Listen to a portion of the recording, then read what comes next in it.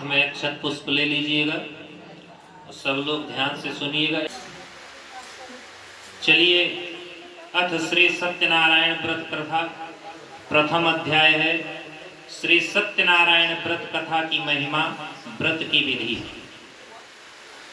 एक समय नैमिषारण्य तीर्थ में शौनक आदि सभी ऋषियों ने तथा पुराण शास्त्र के वेत्ता श्री सूत जी महाराज से पूछा कि महामुनि, किस व्रत अथवा तपस्या से मनोवांछित फल प्राप्त होता है, उसे हम सब सुनना चाहते हैं, आप कहें।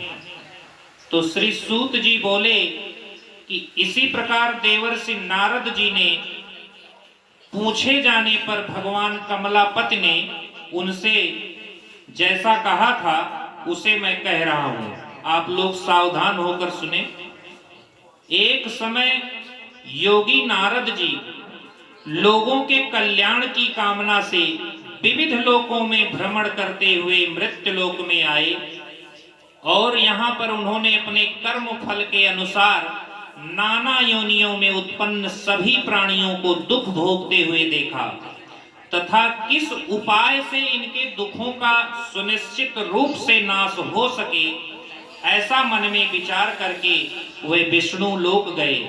वहां 4 भुजाओं वाले शंख चक्र गदा बनमाला से विभूषित शुक्ल वर्ण भगवान नारायण का दर्शन कर देवाधिदेव की स्तुति करने लगे। नारद जी बोले, हे वाणी और मन से परे स्वरूप वाले शक्ति संपन्न, आदि मध्य और अंत से रहित, निर्गुण और सकल कल्याणमय गुण गुणों से संपन्न, अस्थावर जंगात्मक निखिल सृष्टि प्रपंच के कारणभूत तथा भक्तों की पीड़ा नष्ट करने वाले परमात्मन, आपको मैं नमस्कार करता हूँ।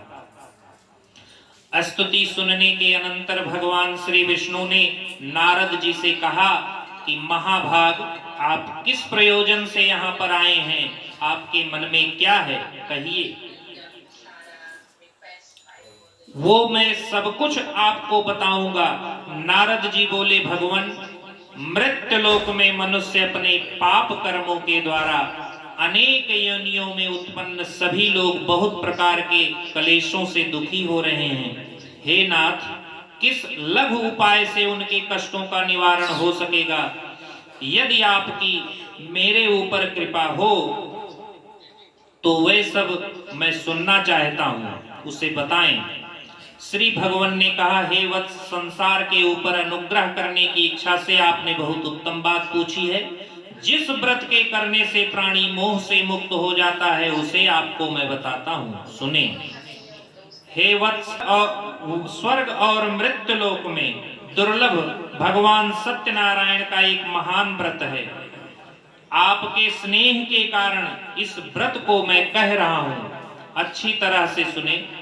जिसको करके मनुष्य सारे पापों से मुक्त हो सकता है और सुख भोग कर परलोक में मोक्ष प्राप्त कर सकता है।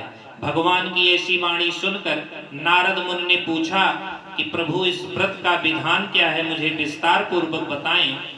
तो श्री भगवान ने कहा, यह सत्यनारायण का व्रत दुख शोक आदि का शमन करने वाला, धन धान्य की वृद्धि करने वाला, सौभाग्य और संतान देने वाला, सर्वत्र विजय प्रदान करने वाला, जिस किसी भी दिन भक्ति और श्रद्धा से मनुष्य ब्राह्मणों और बंधुओं के साथ धर्म में तत्पर होकर भगवान सत्यनारायण की पूजा करे, नैवेद्य के रूप में उत्तम कोटि का भोज्य पदार्थ भक्ति पूर्वक भगवान को अर्पित करे, केले का फल, दूध, दही सब भक्ष्य सामग्री सवाया मात्र में एकत्र करने से निवेदित करे और सत्यनारायण भगवान की कथा सुनकर ब्राह्मण को दक्षिणा दे, प्रसाद ग्रहण करना चाहिए, गीत आदि का आयोजन करना चाहिए। ऐसा करने से मनुष्यों की अभिलाषा अवश्य ही पूर्ण होती है। विशेष रूप से कलयुग में पृथ्वी लोक में यह सबसे छोटा सा उपाय है। इस प्रकार स्कंद पुराण के रेवा खंड से यह प्रथम अध्याय पूर्ण होता है। बोलिए श्री सत्यनारायण भगवान की जय।